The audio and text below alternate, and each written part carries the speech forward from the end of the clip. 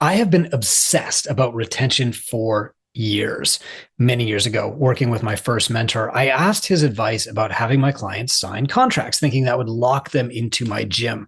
And he said, Chris, are you really going to enforce these contracts? Like, are you ready to take somebody to court if they try and leave your gym before their year is up? And I said, well, no, but maybe just the threat will make them think that they have to. And he said, Chris, would you rather spend your time helping people or suing people? That was a big turning point for me. And I'm going to give you a big turning point on retention today. I'm Chris Cooper. This is Run a Profitable Gym. And today I'm going to walk you through one of the things that surprises most people about retention. And that is that one of the best tactics is to ask for a referral. Now, all of us want more referrals. We know that it feels like easy marketing, but most of us are just way too passive about it. We don't ask our clients for referrals. And so we don't get these retention benefits and we don't get those new customer benefits either. Today, I'm going to tell you how exactly to walk through that process. I'm going to show you a cheat sheet that we use in Two Brain that you can make up yourself if you're not part of the Two Brain family yet. And I'm going to tell you exactly what to say so that it doesn't feel weird. But first, I want to go back to something that Joey Coleman wrote about never losing a customer again. And he has an entire phase of his book that he calls the advocate phase. And when somebody has been onboarded properly, they've achieved something, they feel like they're part of your program, that's the time to ask for a referral. So not after 2 years, but after maybe about 90 days. This is a really powerful lever. So let's talk about why that is. If you tell a friend that you recommend something, now you are bought into convincing them to like it. And the reason is this: the way that our brains have evolved in tribes over time is that we never want to be seen as the outsider. Adding something of value to the group, like a recommendation, you should go to this steakhouse, you love it, I really love this new Volkswagen or whatever, go to this gym. That adds value to the group and helps make you seem like more of an insider. But if you recommend something and the rest of the group is like, what? That sucks, you're going to feel more like an outsider. So referral is always a risk to all of us. And so when we bring somebody to our favorite steakhouse, when we take them to the car dealer or bring them to the gym, we do our best to sell them on it. We want them to enjoy it so that we are part of the group instead of excluded from the group. We don't want to be an outsider. This is all happening, unconsciously, of course. But think about what happens when you take your friend to a new coffee shop. Oh, you got to try the Carnolato. Or you take them to a steakhouse. Oh, hey, I really recommend this cut. Get the T-bone or get the ribeye or whatever. You'll love it. Oh, you like fish? You would love this fish. Hey, let me wave this waiter over. You got to meet this guy. He's crazy. He does an Elvis impersonation right at the table. Okay. I'm thinking back because I've actually done this. You're bought into selling your friend on liking the same experience that you do. And so when that happens in your gym, what happens is that the client and you are both trying to sell the new person on joining the gym. Then something else happens too.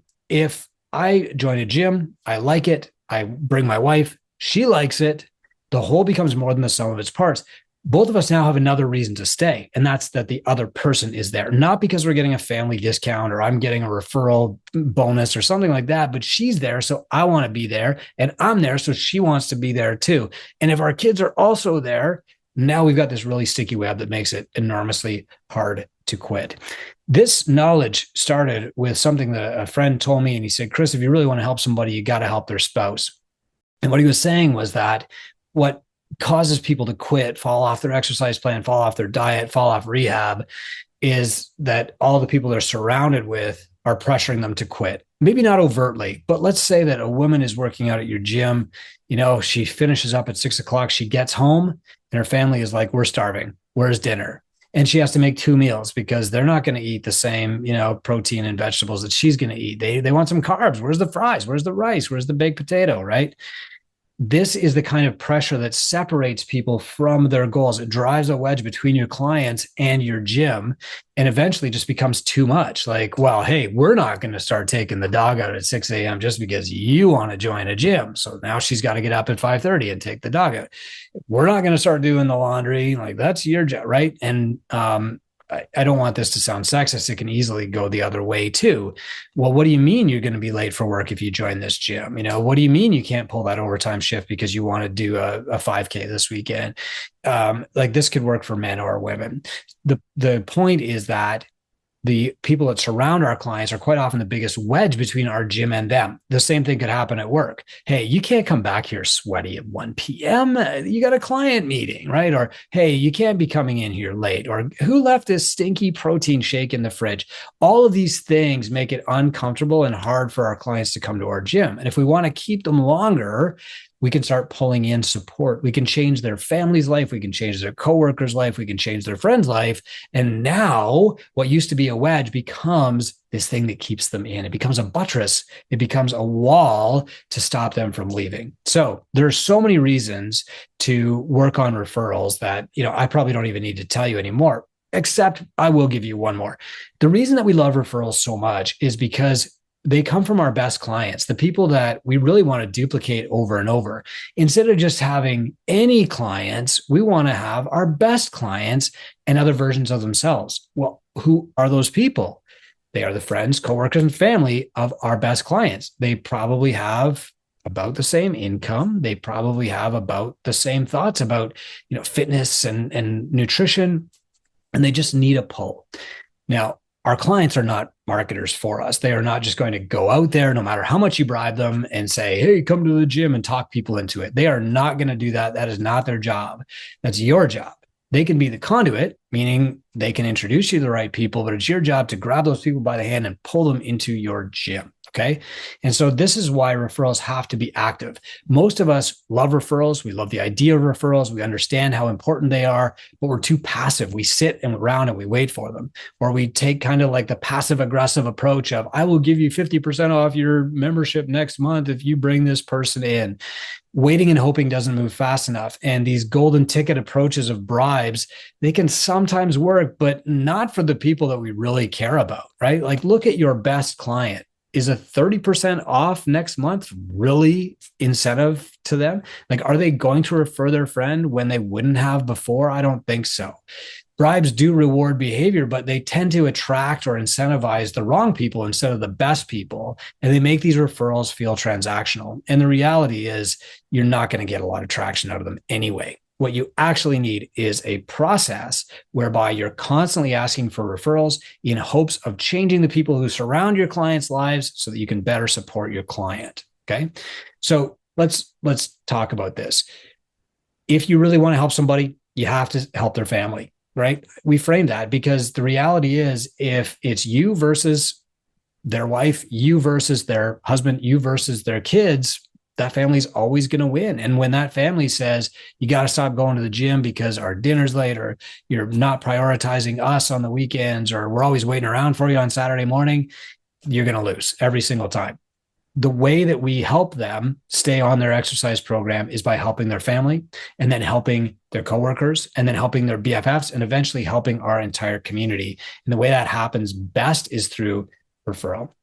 Let's talk about how to start the referral conversation. Now, I'm going to share a tool with you here that we use in TwoBrain. This is called the Affinity Marketing Cheat Sheet. This is it. So the first thing we're going to do is name the clients that we'd like to clone, our favorite clients in the gym, the people that we'd love to have more people just like. If we could get their identical twin or the person who behaved just like them, we're probably looking at their parent, their kid, their spouse first. So the first thing that we want to do is make a list of, let's say, 5 clients that we really, really love in our gym. Okay. Mine is like Boo. I'm going to make another one here. David. I'm going to make a Courtney.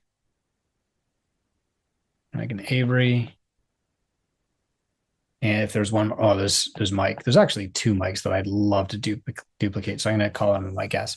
So the first thing I'm going to do is say, like, who is closest to this person? Now, this happens before I start a conversation with any of these people. What I'm trying to do is identify the next customer in my gym before they're even named. All right. So Boo, who's Boo's family? Well, she's got 3 kids. They're all adults. She's got a husband and she's got a dad. Okay. So we're going to husband, David, wife. He also has 3 kids. They're all adults too. Okay. Courtney has 4 kids, very young, and a husband. Now, what we really want to do here is use names if we can. Okay. So, family, parents, younger, kid, not a kid, wife, young kids. So the next thing that we want to do here is get as specific as we can, like get the name wherever possible. Okay. So the reason that I didn't write names in here is because we're starting to get too personal. I'm using like real people from my gym. But instead of writing like 3 kids and dad, what I would actually want to write here is like their name. So I'm going to just make up disposable names. You get it. Bill. Okay. Clarissa. Courtney. Husband. Stephen. Okay. Avery. Parents. Ted and Susan. Okay. My guess, actually, I don't know his wife's name. So there's a key to me as a coach. Like, why don't you know Mike's wife's name? You should. Okay. So let's figure that out. But I'm also using that as a good example here. So then the next thing I'm going to do is like, I'm going to look at their coworkers. Now, these might be less familiar to me, but in some cases, some people might actually mention their coworkers. I happen to know that Boo has a coworker named Jen. So I'm going to use that as a good example here too. David is actually retired. Okay, Courtney is stay-at-home mom, which we all know is like the hardest job ever. Student. And Mike S. Yeah, actually, he's a financial advisor. So that's what I'm going to do is write down that he's a financial advisor. I don't know any of the people in his office specifically, but that's okay. Then the next thing that I could do is like go to friends. Okay. So here's like Lori. I know she talks about Lori a lot. David has a friend, Kari, Courtney. I'm not actually sure. Avery, let's call her Sarah. My guess, not sure. Then I can also go to hobbies too. But what you can see here is we're already amassing a list of potential clients for our gym. Like if I were to say, who are the next 20 clients to Catalyst likely to be? These are them, right? These are the people who are most closely connected, who have the highest affinity. So affinity is a measure of magnetism between you and your client. I have high affinity with my clients. Then it's a measure of magnetism between your clients and their family, coworkers, friends, and hobbyists. So the closer they are on this chart, the higher the affinity is. And that's why we always want to start with this first, the family, right? They're very tight. Like there's a very good chance that they are going to come to the gym if they're invited. I'll do a couple of hobbies just to make sure. I'm not really sure what her hobby is there. His is like woodworking. It's not really going to be great. Courtney, it's probably like kids sports. Her kids all play a lot of sports. She's on the go all the time. But I do know that Mike plays rec hockey, like a men's league. Okay. Now you can put any hobby in there that you want to too. And even, if all I could get out of this whole chart was the woodworking hobby, I would probably approach that too.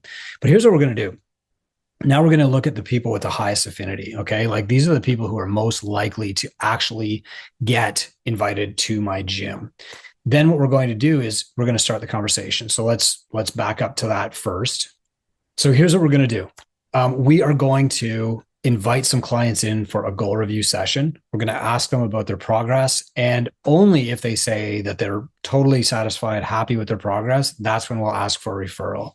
So if I invite 5 goal reviews in, I should probably expect to ask for at least 2 referrals. I can boost that number up if at the beginning of our relationship, I pre-frame it by saying, hey, if things are going perfectly well in 90 days, I'm going to be asking you for a referral. Okay. Like that's what we do at our intake now. And it lets them expect it. So they're not caught off guard. They know it's coming. So at the 90-day mark, for example, or the 6-month mark, or if the client's been with you for 2 years, that's even better. You send them a message. Hey, it's time to meet for a goal review. Let's talk about your progress. They come in, you do a measurement. Okay. They're going to answer one of 3 things. We say, are you totally happy with your progress? Yes, I am. Great. Kind of, or no. If they answer, yes, I am, or even kind of, now is our opportunity to ask for a referral. So the first thing you're going to say is like, great, we're so proud of you. I thought that the best way to say thank you would be to invite And then we turn to the Affinity marketing cheat sheet. So let's go back to the Affinity marketing cheat sheet and actually walk through some of these examples together. So I'm sitting here with Boo and I say, hey, Boo, we're so proud of you. Look, I've been thinking about the best way to say thanks for being such a great client. And I remembered that Bill usually takes the winter off from all his hobbies. He kind of gets out of shape. I know he's doing a lot of stuff all summer. He's building stuff and whatever, but like in the winter, he tends to get out of shape. Am I remembering that correctly? Boo says, oh, yeah. He just sits on his butt for 8 months of the year. Well, what if we did this? What if we invited him in for a 2-on-1 session with just me and you and him next week? Do you think he would come in? Well, he might. I don't know. You might kill me. Well, why don't we ask him? And instead of letting the client say, okay, I'll ask him, because again, the client is not a salesperson, you can say, why don't we call him right now? And you call him on your phone. Okay. And of course, Boo is like, oh, he's going to kill me. Whatever. We're doing this to help everybody. So we call him up. Bill answers the phone. Bill, hey, it's Chris here from the gym, sitting here with Boo. She's doing amazing. We're so proud of her. And he'll probably say something like, yeah, me too. And I'll say, look, I just asked her, do you think you'd come in and do a little workout with the three of us next Tuesday when she's here? Now, what you're doing is you're setting up a 2-on-1 session because it is going to turn into a no sweat intro. It's not a trial. You don't want to invite him to come and try a class. No. That's not going to sell him anything. What you're going to do is make an appointment. So the three of us are going to work out together, Boo, Bill, and me. We're going to do a 30-minute session. It's going to be really, really basic, way below Boo's skill level. We're going to do it together. They're going to be super pumped. They're going to high five each other at the end. And then we're going to sit down. And I'm going to say, Bill, let's talk about your fitness, man. I don't want you just doing nothing all winter. You're not going to throw Boo under the bus or whatever, but you're going to say like, what are your plans for the winter for your fitness? And if he tells you he's got a gym membership, just say like, man, that is so good. How's that working for you? Right. And you just basically go into a no sweat intro prompt. Now, Boo can still be there. Okay. If it doesn't feel like high pressure to Bill, that's fine. Like let Boo decide if she wants to stay or go. That's fine. But with her sitting there too, number one, he'll be quick to make a decision. Number two, he'll feel very pressured to make a decision to join the gym. And number three, you're doing the right thing for their family. Like think how much stronger their relationship would be. I'm sure you've seen this in your gym 100 times. Okay. So that's how we would approach that. Now, let's say that we had David in front of us and we went to, Clarissa is David's wife. And we said, David, we're so proud of you. As a way to say thanks for being such a great client, I would love to invite Clarissa. Well, no, man, she goes to that other gym. She loves it. There's no talking her out of it. And you would say, oh, yeah, that's right. I totally get that. I forgot that she was joining that gym. If she's happy, man, I am thrilled because that builds your support network. Okay. Then what you would say is like, hey, I know you're retired, but I also know that you hang around with Cuddy quite a bit. That's just how you pronounce that here. And what do you think about bringing him in? Like doing a little workout with him, letting him flip the big tire. Like I know you guys are both former contractors. You still like doing woodworking and stuff. Like what if we just brought him in for fun? Okay. Now, the farther we go down this list here, okay, this way, the lower affinity, which means the lower leverage your client has on their friend or their coworker or their hobbyist. And so David might be like, no, I'm good. Like I'll just go back to working out. And then what you're going to say is, totally get it, David. That's so awesome, man. See you in the gym. Okay. So, and at that point too, you could also just go for a client story. So if there's nobody specifically that David's going to bring in, we're going to say, you know what, man, let's just do this. I'm so proud of you. Can you share your story with me? And we'll put it on our Instagram or whatever, just to inspire other people that you don't even know. It'll take 2 minutes. I'll do it on my phone right now. Okay, fine. And then you go down the list of questions. But the reason that we want to come into this conversation with a list already in place is because if we just ask the question, is there anybody in your life that you think should come to this gym? Quite often they'll say no, or they'll feel guilty, or they'll call that person and warn them, hey, sorry, bro, I just threw you under the bus. If you've ever been in that conversation before, you feel like, oh God, I just betrayed my friend. But if you come into this conversation and you've already got a name in front of you, you don't have to show them this sheet, but if you've already got somebody specific and you approach it as thanking up, which is to, hey, as a thank you, why don't we get Clarissa in here? You're way more likely to have them see it as an invitation to help them and their spouse or their friend, and to have them actually act on it. I don't know if you've ever gone to a high pressure salesperson. They've been like, hey, before we leave here, can you give me the name of one of your friends? I did that with a financial advisor before the stock market problems back in 2008. I gave a name and I felt guilty about it since. But done this way, I would feel amazing about inviting even my closest friends or my spouse into the gym. Okay. Let's go down the line here just a little bit more. So if we go to let's go to Courtney here for a moment. And okay, Stephen maybe is a no. Coworker, okay. Stay-at-home mom, we put kids sports. Let's approach this one. So what we would say here is, hey, Court, we've offered to bring Stephen in the past. You said no. Let's go down the list. Kids sports. Court, I know all your kids are in sports. That's got to get crazy with team parties and trips and all that kind of stuff. Am I right? Yeah. Look, as a thank you for being such a great client, what I'd love to do is invite your kids' soccer team to have their year-end party here. That way the parents don't have to fork over for dinner or whatever while the kids just go nuts. And, we'll have 2 hours right here. You can bring some drinks if you want to. And we'll just do like a fun little Ninja Warrior obstacle course for them. How's that sound? And then what you're doing is you're getting that entire group of kids into the gym. Now, the only place that we would ever say give a free trial to your group program is with kids, because with kids, if they try it and they love it, they are going to sell it to their parents, right? Kids are salespeople, adults are not. So this is the one place where you might say, okay, here's this offer to bring the kids in and have a party, or a kid's birthday party, or whatever it is. You find an excuse. It's the year-end banquet, it's the kid's birthday party, whatever. So you could say also like, hey, I know these kids' birthday parties get really expensive. What if we held the birthday party for one of your kids here? I'm happy to do it. Like, I'll come in, I'll open up the gym, I'll run a couple of games, I'll disappear while you have cake, and then I'll come back and clean up. Like, what you're going to get there is a dozen kids who are thrilled about your program. They're all going to sign a waiver. They're all going to be dropped off and picked up by a parent, and they're going to go home and sell your program. And then the parent is going to be on your email list, and you can send them information about your program later. Okay. Not as direct as a direct referral, a 2-on-1 workout, but it's still super duper effective. Another way that we did this in the past was, hey, I know you put a lot of care into what you feed your kids. I also know that the other parents don't know. And what if I came in and just did a nutrition seminar for your kids on the team at the next practice? And, I've done dozens of these over the years. I'll show up at the arena. We'll find a quiet spot. I'll give the parents a 1-page handout called How to Feed a Hockey Animal, and talk to them a little bit about like what to feed their kid before and after a game, and then do Q&A. And they'll ask me, what do I feed them on tournament weekend? And I'll answer that question, and everything's bulleted for them on the handout.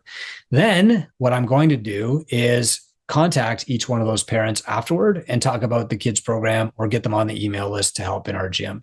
Like, this is how affinity marketing works.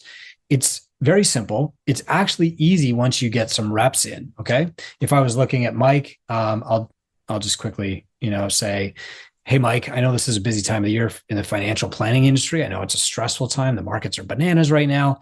What if I came in at lunchtime? We did a brown bag lunch series. I'll talk about reducing stress, or I'll talk about like stretches you can do at your office. That's up to you. You're the coach. Look at what Mike needs. Like, what are Mike's problems in the workplace that you can solve? Offer to do that. Offer to get in touch with the person who could coordinate that, if that's HR or whoever, and then just go in and do it. And you're going to capture so many leads that way. Look, this is how affinity marketing works. Okay. And we have to be as deliberate about affinity marketing as we are any of our other marketing. And so while gym owners put a lot of thought into being consistent on Instagram, or maybe tweaking their Facebook ads, they don't put a lot of thought into referrals. But the referral marketing funnel, if you look at it separately, it's almost more important than all the other marketing funnels, because if you bring somebody in through a Facebook ad and then you do your referral marketing with them, that Facebook lead turns into 2 customers. It's a multiplier. It's so important to be able to do this. And it's a skill that you have to learn, and then you have to practice.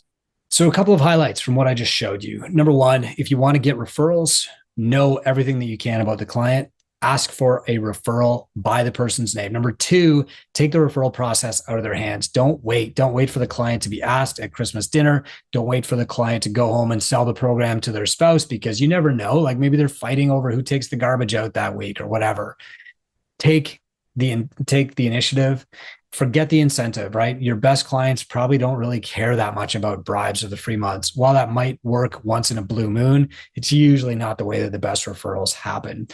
You can recognize them without a bribe. So give them a gift after, send them a coffee card. Hey, take David out for a coffee after the gym as my way to thank you both.